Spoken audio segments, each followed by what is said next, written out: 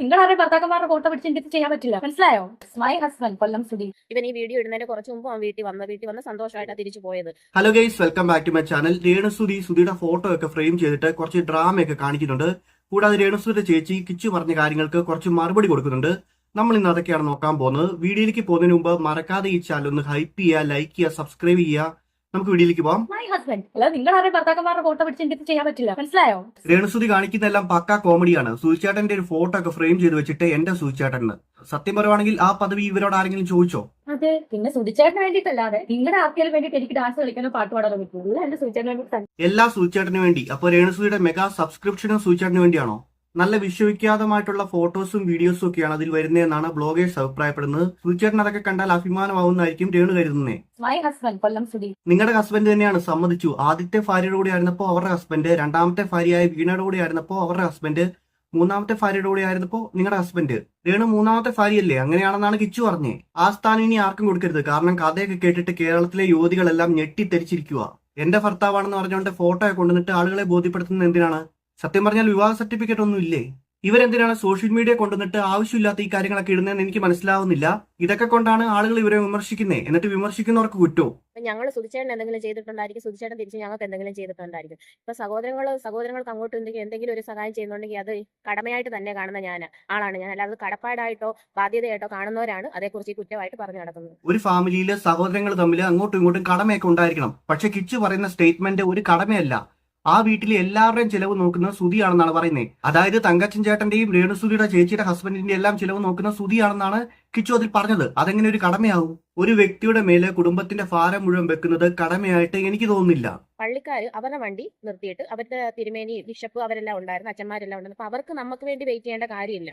അവര് ഫുഡ് കഴിക്കാതെ എങ്ങാണ്ട് എന്തോ പ്രോഗ്രാമിന് പോയിട്ട് വന്നു. അവരും അത്രയും പേര് ഫുഡ് കഴിച്ച് ഹോട്ടലിൽ കയറി. എന്റെ ഹസ്ബൻഡും ബിബിൻ, ഷിബു കാപ്പി, കിച്ചു ഇത്രയും പേര് ഒരു വെള്ളം പോലും കുടിക്കാതെ ആ വണ്ടിക്കകത്ത് തന്നെ ഇരിപ്പുണ്ടായിരുന്നു. പിന്നെ അവൻ പറഞ്ഞത് ആൾക്കാർ വളച്ചൊടിച്ചതാണോ എന്താണെന്ന് എനിക്കറിയില്ല. ഇതാണ് അന്ന് ഉണ്ടായ സത്യം. നിങ്ങൾ ഒരു കാര്യം മനസ്സിലാക്കണം. കിച്ചു വിട്ട വീഡിയോയിൽ കിച്ചു ഒരിടത്തും പറഞ്ഞിട്ടില്ല രേണുസുധിയും രേണുസുധിയുടെ ചേച്ചിയും സുധി മരിച്ചപ്പോൾ 5 സ്റ്റാർ ഹോട്ടലിൽ പോയിട്ട് ഫുഡ് കഴിച്ചെന്ന്. പള്ളിക്കാർ കഴിച്ചെന്നാണ് പറയുന്നത്. ആ വീഡിയോ ശരിക്കും കണ്ടിട്ട് സംസാരിക്കും.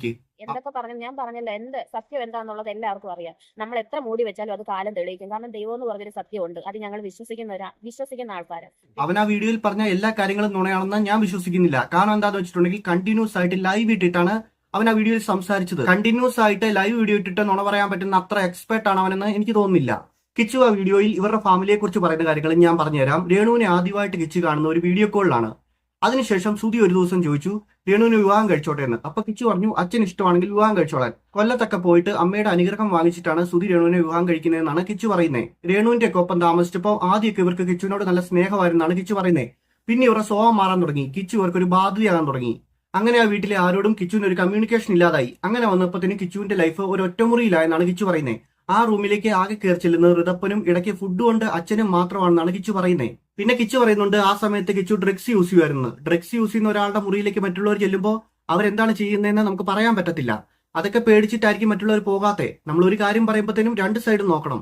കുറ്റപ്പെടുത്തലുകൾ ഏറ്റുവാങ്ങി ജീവിക്കുന്ന ഒരു ഫാമിലി വേറെ ഉണ്ടെന്ന് എനിക്ക് തോന്നുന്നില്ല. അതിൽ കൂടുതൽ ഞങ്ങൾ എന്ത് പറയാന്? പിന്നെ നമ്മളെ അറിയാവുന്ന കുറച്ച് പേരുണ്ട്, അവർക്കറിയാം സത്യം. അതുകൊണ്ട് ഞങ്ങൾ ഇങ്ങനെ ഇവരെ അറിയുന്ന ആൾക്കാർ ആരൊക്കെയാണെന്നറിയോ? സജീന ചേച്ചി, KL ശ്രീതു, ചെകുത്താൻ, ജാസി, പിന്നെ ദിയാസന. ഫസ്റ്റ് പാർട്ടികളാ. ഇതിലും ഭേദം ഞങ്ങൾക്ക് ഞങ്ങളെ ഉള്ളെന്ന് പറയുന്നതാ. കിച്ചു ഇങ്ങനെ രേണുസുധിക്കെതിരെ തിരിയാനുള്ള കാരണം ഷഫീന ബീബി ആണെന്നാണ് രേണുസുധി പറയുന്നത്. ഷഫീന ബീബി കിച്ചുവിന്റെ കൊല്ലത്തുള്ള വീട്ടിൽ പോയിട്ട് എല്ലാവരെയും മാനിപ്പുലേറ്റ് ചെയ്തെന്നാണ് രേണുസുധി പറയുന്നത്.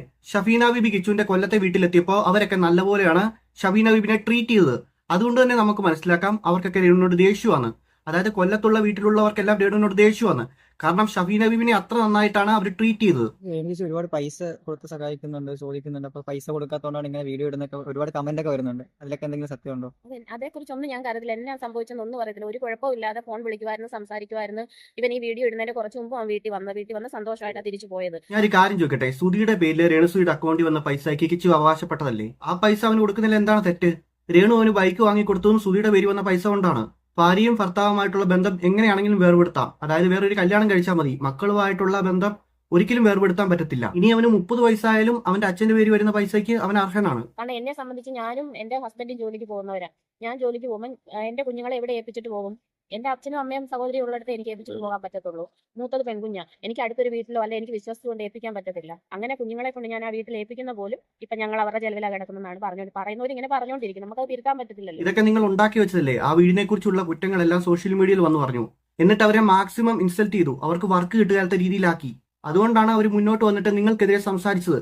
ഇതിന്റെയൊക്കെ കാരണക്കാര് നിങ്ങൾ തന്നെയാണ്. അതെനിക്കും അറിയത്തില്ല. ഞാനാണ് ഓർക്കുന്നത്. എല്ലാവരും പറയുന്നുണ്ട് ഞങ്ങൾ രണ്ടുപേരും ജോലിക്ക് പോകാതിരുന്ന് വീട്ടിൽ നിന്ന് ഫുഡ് കഴിച്ചുകൊണ്ടിരിക്കുന്നവരാണ്. അത് പറയുന്നവരുടെ സംസ്കാരമായിരിക്കും അവർ ഈ പറഞ്ഞുകൊണ്ടിരിക്കുന്നത്. കിച്ചു പറഞ്ഞ നുണയാണ്. സുധിയുടെ ചിലവില് നിങ്ങൾ കഴിഞ്ഞിട്ടില്ലെങ്കിൽ രേണു ലൈവ് ഇട്ടപ്പത്തിനും എന്തുകൊണ്ട് ആ കാര്യം പറഞ്ഞില്ല? എന്റെ ചേച്ചിയും ചേച്ചിയുടെ ഭർത്താവും അങ്ങനെയല്ല കഴിഞ്ഞെന്ന് രേണു എന്തുകൊണ്ട് പറഞ്ഞില്ല? ആ വീഡിയോയിൽ കിച്ചു വ്യക്തമായിട്ട് പറയുന്ന ഏറ്റവും മോശവും നാണം കെട്ടതുമായിട്ടുള്ള ഒരു പരാമർശമാണത്. ഇല്ലാത്ത കാര്യമാണെങ്കിൽ രേണു എല്ലാത്തിനും പോയിട്ട് റിപ്ലൈ കൊടുക്കുന്നതാണ്. ഉള്ള കാര്യത്തിനൊന്നും രേണു റിപ്ലൈ കൊടുക്കാറില്ല.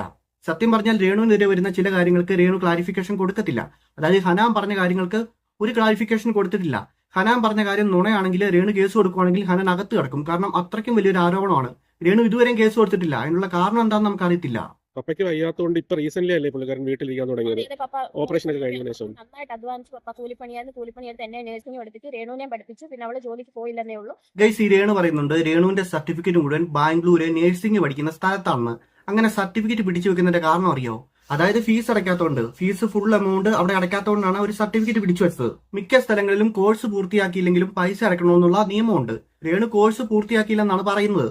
കോഴ്സ് പൂർത്തിയാക്കാത്ത ഒരാൾ എങ്ങനെ ജോലിക്ക് പോകും? രേണു തന്നെ പറയുന്നുണ്ട് ബ്ലഡ് കണ്ടപ്പത്തിന് ബോധം കെട്ടു, അങ്ങനെ അത് നിർത്തിയെന്ന്. ഇവര് പലപ്പോഴും പല കാര്യങ്ങളും മാറ്റി മാറ്റി പറയും. എന്നിട്ട് ആളുകൾ വിമർശിക്കുമ്പോഴത്തേനും അവരെ കുറ്റക്കാരാക്കും. ഇവര് തന്നെയാണ് എല്ലാം കൊണ്ട് ഇടുന്നത്. ഗൈസ്, എന്തൊക്കെയായാലും എനിക്ക് ഇത്രയൊക്കെ പറയാൻ. വീഡിയോ ഇഷ്ടപ്പെട്ടെങ്കിൽ ലൈക്ക് ചെയ്യുക, സബ്സ്ക്രൈബ് ചെയ്യുക.